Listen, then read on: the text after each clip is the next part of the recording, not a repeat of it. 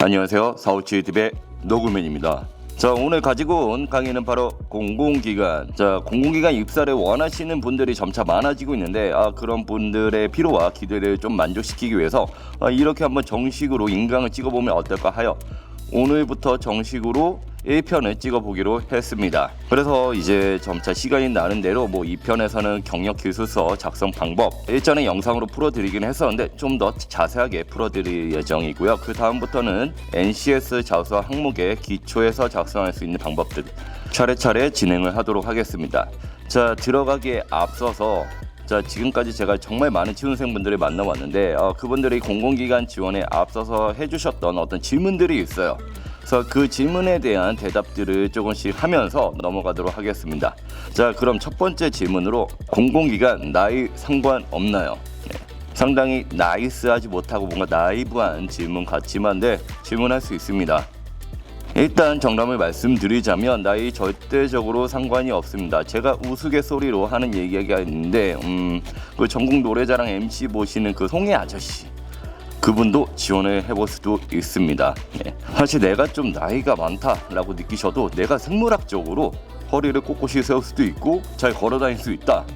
근무를 하는데 전혀 지장이 없다라고 생각이 드신다면 나이에 상관없이 언제든지 도전을 하셔도 됩니다. 그리고 제가 또 가끔 농담처럼 이야기하는 건데 예를 들면 부모님들께서 너는 왜 그렇게 집에만 있냐? 빨리 취업을 해라.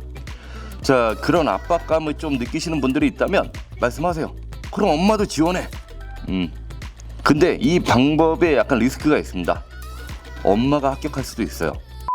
죄송합니다. 그냥 말이 그렇다라는 겁니다. 그렇게 나이를 보지 않고요. 전혀 상관이 없으니까 부담감 갖지 말고 우리 동안이 될 수 있는 피부 관리를 잘 받도록 하면 좋을 것 같습니다. 그 다음으로 두 번째 질문. 공공기관이랑 사기업이랑 동시에 준비해도 되나요? 빨리 취업하고자 하는 게 목표이기는 하죠. 그래서 많은 분들이 공공기관하고 사기업을 동시에 준비하시는 분들도 있습니다. 네, 이렇게 해도 됩니다. 자, 되는데 문제는 뭐냐면 빡셉니다. 왜? 공공기관은 자격증이라든지 NCS 전공 준비할 것도 많고 사기업이라고 해서 배반 다르지 않죠. 이것도 준비는 해야겠죠. 내가 어떤 시간이 좀 부족하다라고 압박감을 느낀다고 해도 제가 좀 더 추천드리고 싶은 건 선택과 집중을 좀 더 해보시면 좋으실 것 같아요. 그래서 두 가지 유형으로 좀 나눌 수 있을 것 같은데 예를 들면 공공기관하고 구명권을 좀 같이 준비를 하신다든지 아니면 공공기관을 쓰시되 주요 대기업 아니면 내가 쓰고 싶었던 업종과 직무에 한정을 해서 조금씩 같이 도전해 보셔도 좋을 것 같습니다. 세 번째로 공공기관 진짜 자격증 꼭 필요한가요? 이 질문에 대해서 몇몇 분들은 꼭 필요하지 않다 이렇게 이야기하신 분들도 있는데 저는 절대적으로 필요하다고 봅니다. 왜? 자격증에 관해서 어떤 가점을 주기 때문에 서로 가점에서 어떻게든 점수를 받으셔야 됩니다. 예를 들면 정말 운이 좋은 케이스로 내가 자격증이 없음에도 붙을 수도 있어요. 하지만 자격증이 있어야지만 여러분들이 지원할 수 있는 스펙트럼이 넓어질 수가 있고요. 그 치열한 경쟁 속에서 조금이라도 점수를 더 받을 수가 있습니다. 그렇기 때문에 꼭 절대적으로 저는 필요하다고 생각을 하고요. 그렇기 때문에 시간과 여유가 되신다고 하면 거말 1급, 한국사 1급 정말 기본적인 자격증들은 꼭 취득을 하신 뒤에 준비를 하셔도 좋을 것 같습니다.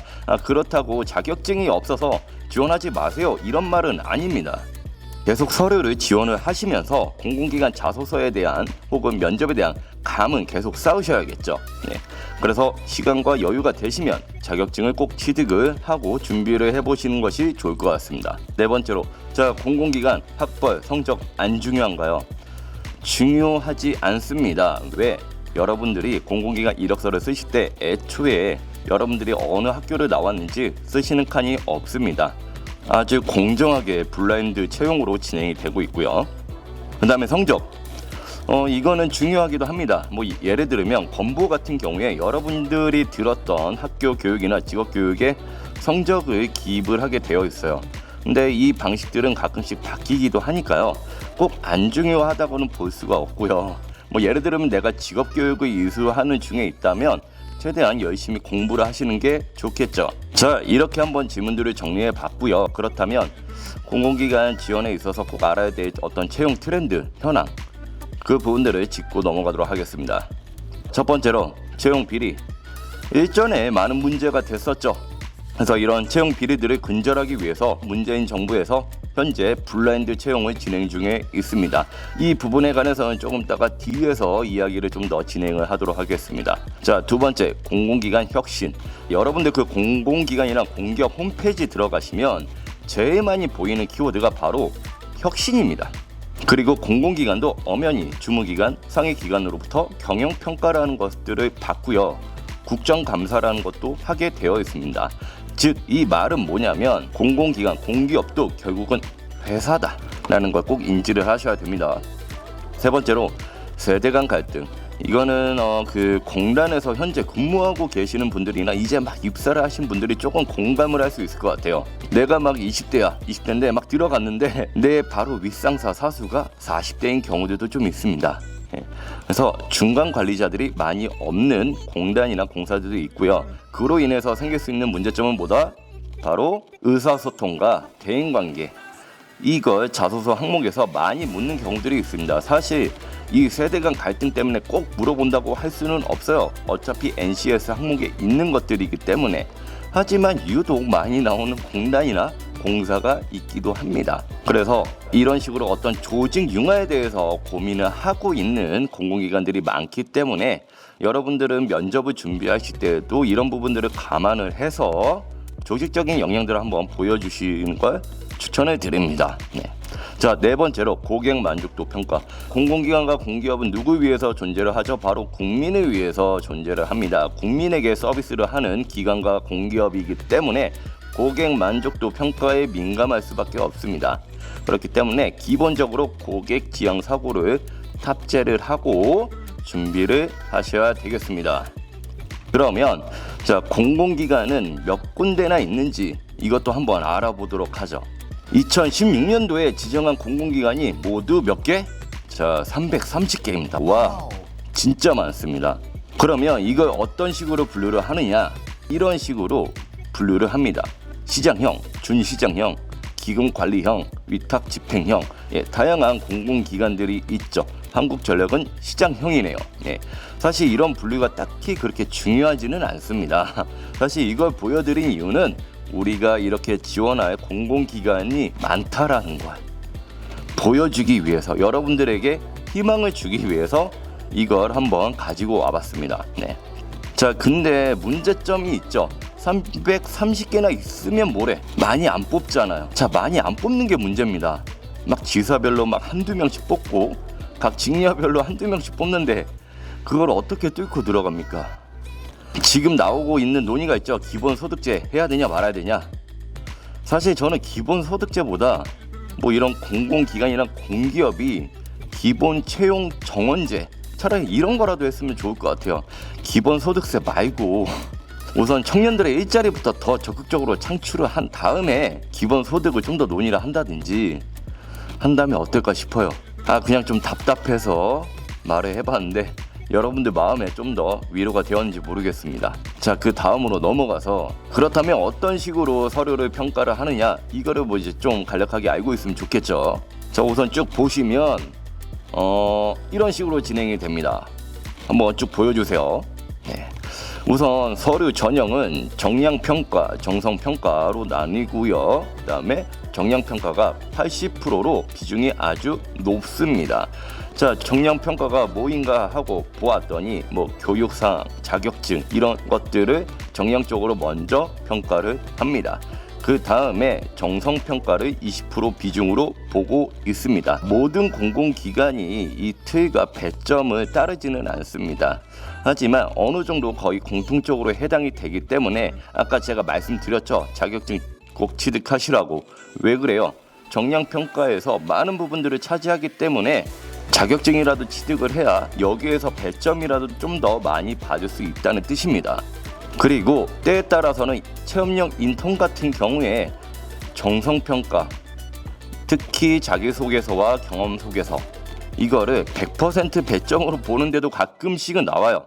그래서 자기소개서도 어느 정도 중요할 수는 있다. 그리고 사실 자기소개서가 더 중요한 이유는 면접 때문입니다. 자, 면접 때 면접관이 자기소개서를 봤는데 이상해.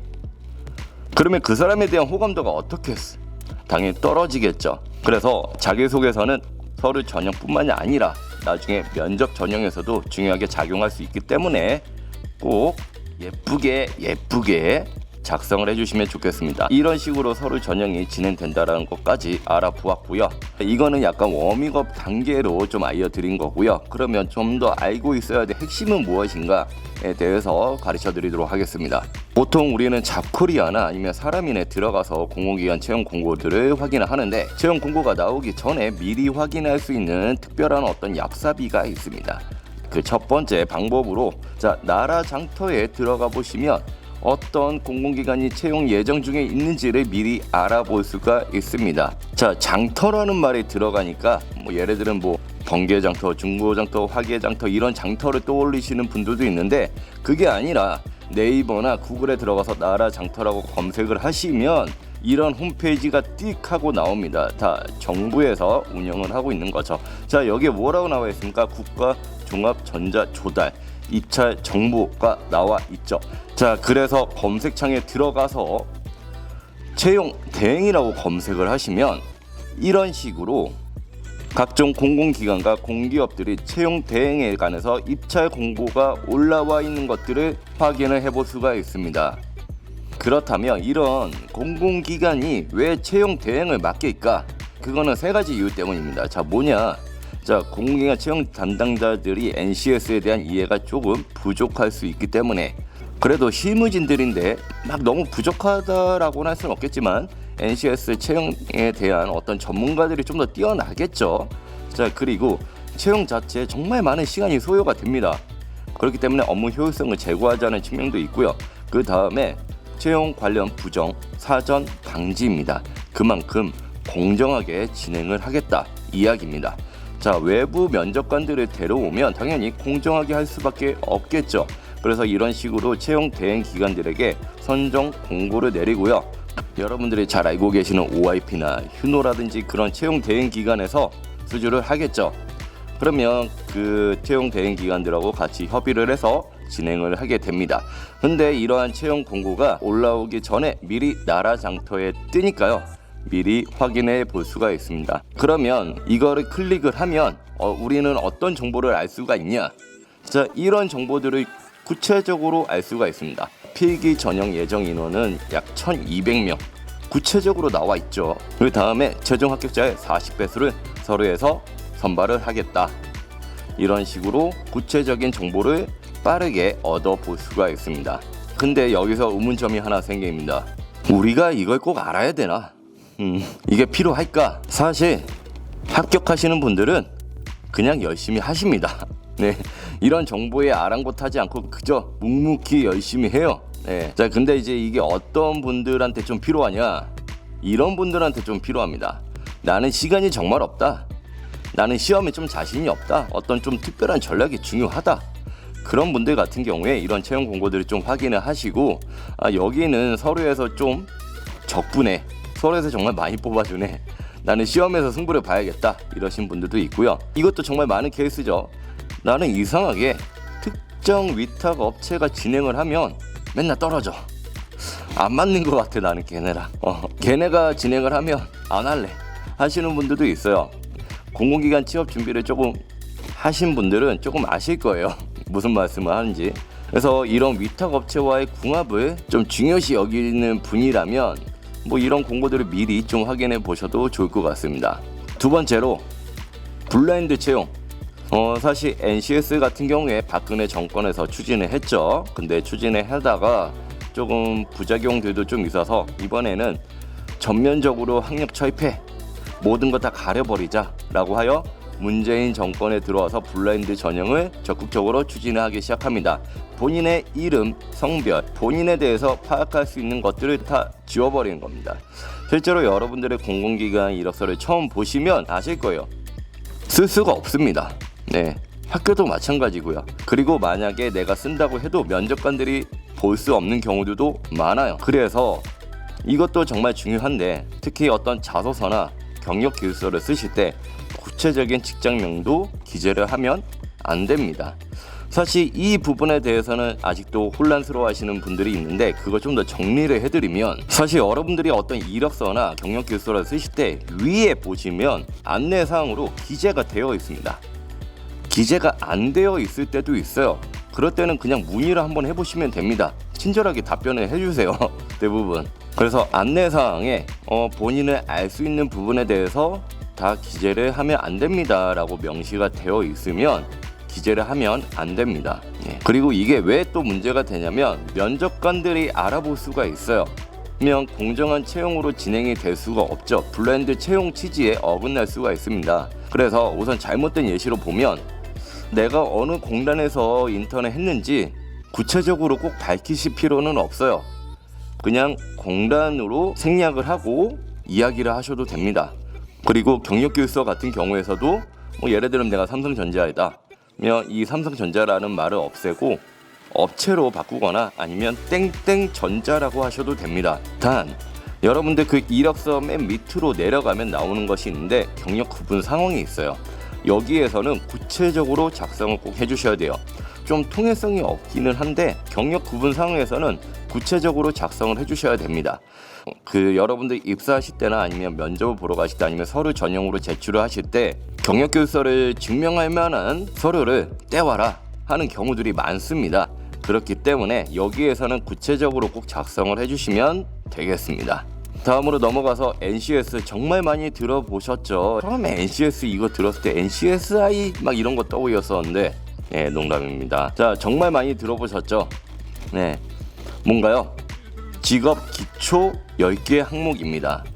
회사에서 혹은 특정 직무를 수행함에 있어서 기초적으로 필요한 역량들을 정리해 놓은 것인데, 이게 공공기관에서 왜 중요하냐면, 자, 서류 전형, 자기소개서부터 필기시험, 그리고 면접까지 모든 걸 NCS를 기반으로 해서 진행이 됩니다. 그래서 NCS 문제를 많이 푸는 것도 좋지만 이 NCS라는 것을 어떻게 좀 본질적으로 좀 이해를 하고 계셔야 되세요. 그게 왜 그러냐면, 자기소개서 항목부터 한번 볼게요. 이런 식으로 나옵니다. 특정 활동하면서 다른 사람이 생각해내지 못했던 문제점을 찾고 해결했던 경험. 이거 뭡니까? 문제 해결 역량. 조직에서 타인과의 의견 차이로 발생한 갈등을 원만하게 해결한 경험. 자, 이건 뭡니까? 대인관계. 그죠? 자, 한정된 자원 내에서 자원을 효과적으로 배분. 이건 뭡니까? NCS에 있는 자원 관리 역량이죠. 자, 이처럼 자기소개서 항목도 NCS를 기반으로 해서 나오기 때문에 NCS 항목이라는 것을 문제를 좀 잘 풀어야지 꼭 이런 측면이 아니라 좀 본질적으로 이해를 하고 넘어가셔야 됩니다. 근데 이런 식으로 안 나오는 공공기관들도 조금 있어요. 이거는 제가 보수파라고 그냥 명명을 했는데 아직도 이렇게 나오는 데가 있습니다. 뭐 지원 동기, 성장 과정, 학창 시절. 이거는 좀 NCS를 되게 싫어하거나 반발하시는 공공기관이 아닐까라는 생각이 조금 들기도 하는데 있기는 있습니다. 그러면 자, 면접은 어떤 식으로 나오냐? 자, 면접도 마찬가지입니다. 쭉쭉 보시죠. 갈등 해결했던 경험 뭐예요? 대인관계죠. 그 다음에 직무를 수행하는 데 있어서 강점, 그 다음에 어떻게 노력해왔냐? 자기개발 직무 관련 평가죠. 이런 식으로 면접도 계속 NCS를 기반으로 해서 출제가 되고 있습니다. 자, 그렇기 때문에 여러분들의 NCS라는 것을 어떻게 좀 본질적으로 이해를 하고 넘어가셔야지만 공공기관 채용에 있어서 좀 더 쉽게 접근을 해볼 수 있을 것 같습니다. 여기까지 좀 간단하게 공공기관 채용에 관한 인트로 방식으로 강의 1편을 진행을 했습니다. 궁금하신 부분들이 여전히 많을 것이고, 특히 아까 보여드렸던 나라 장터, 그거 어떻게 이용하는 것인지에 대해서는 그 설명글 밑에다가 첨부를 해 두겠으니까요. 뭐 원하시는 분들이 있으면 신청해 주시면 감사하겠습니다. 그러면 다음에 2편 경력기술서, 경험기술서 작성법으로 돌아오도록 하겠습니다.